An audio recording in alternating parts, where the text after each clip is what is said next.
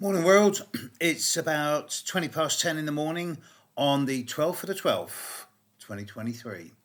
And it's new moon, or it will be tonight at 32 minutes past 11 UK time. So a little over 12, 13 hours from now, it's new moon in Sagittarius. Right. So, short term, medium term, long term. The short term is a bit sticky, to be honest. The moon's in Sagittarius as I speak, getting ready to conjunct the sun. It's literally on top of Mars and the sky as I record this video now. And the new moon is in conjunct Uranus, so the moon in the sky is getting ready to in conjunct Uranus. The sun has been doing it in this last couple of days. And this last few days has seen a fair degree of what I call itchy and scratchy. Easily irritation, volatility, impatience, frustration, as evinced by, for a start off, the debacle in Turkey. All football has been suspended because of violence against referees. I mean, in Britain, there's potential political meltdown in the next 12 hours, and it is looking pretty difficult. Medium term, this new moon is, well, it's right on top of my moon. Great. But it's also on top of Donald Trump's moon and opposite his sun. And I suspect that, bearing in mind the number of cases coming up against him in the courtroom over the coming weeks, particularly the Stormy Daniels one that's coming up in January, that this new moon is likely to either see him becoming more and more entrenched in his righteousness, or is going to suggest a radical change of course on his part. Don't be surprised to see him pull a joker out the pack. And I do mean a radical one. He might just walk away from politics, which would leave a lot of people in the lurch. Anything could happen with him. He's a wild card. The new moon is square square Neptune. Not strong, but enough to notice.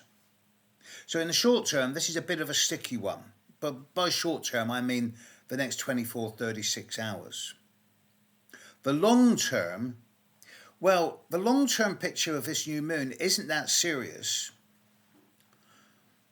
Instead, it's a kind of precursor to the next new moon in Capricorn,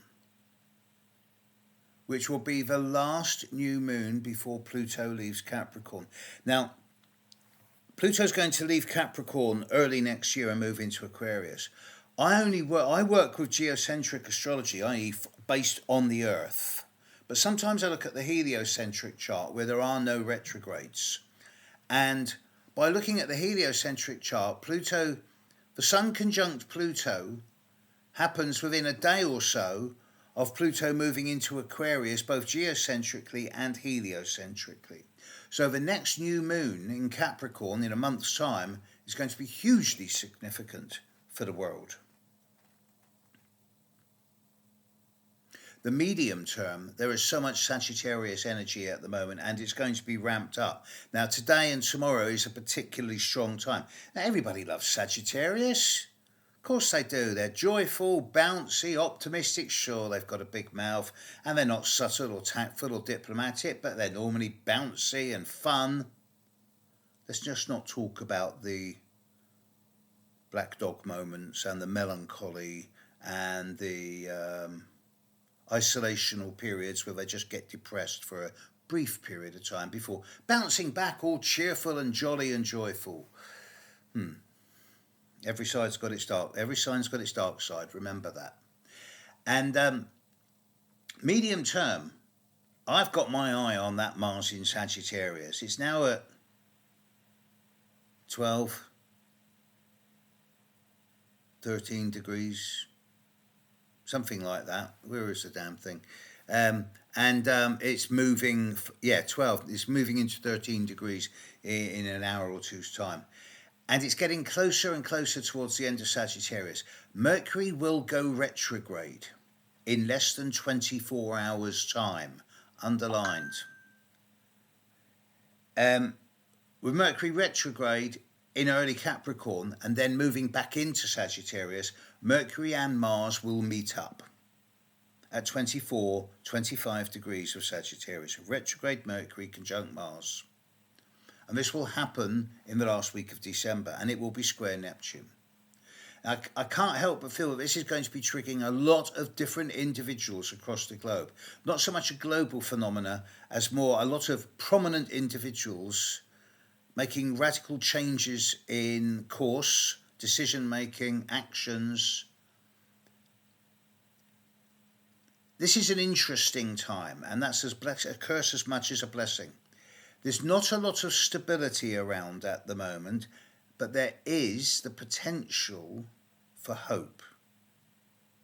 Remember that at the end of the day, Sagittarius is the sign of the arrow shooting into the future in a straightforward and direct way. And there's a basic philosophy with a lot of Sagittarian energy that says that if you always tell the truth, then you never have to remember what you said.